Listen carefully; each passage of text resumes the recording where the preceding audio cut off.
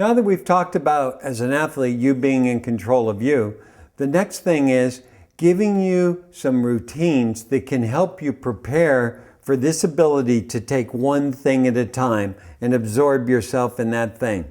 Because what you have to do is you have to learn to separate the different components of your life.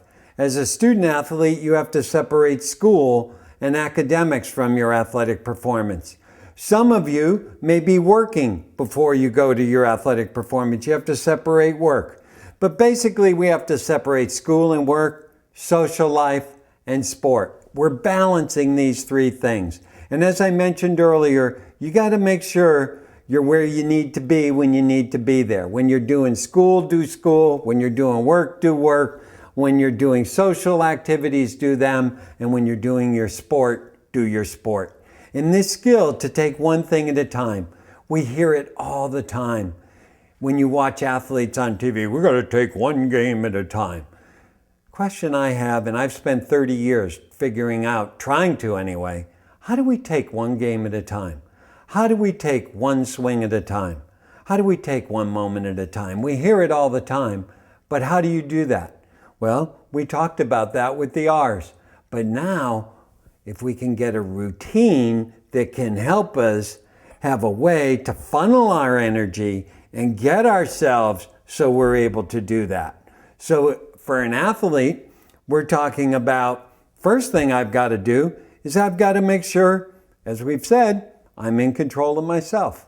So I've got to do those things before I begin my performance to get myself focused in and make sure I'm not carrying a lot of baggage, that I have monkeys on my back from my personal life, from school, from work, but that I want to make sure that I am here, right now.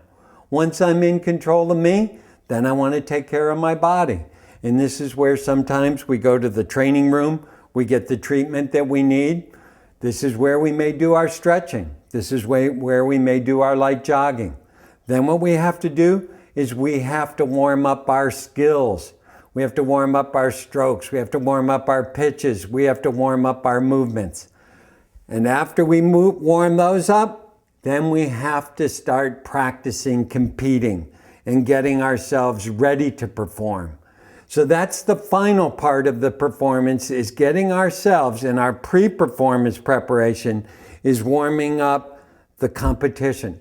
So we go from ourself to our body, to our skills, to competing.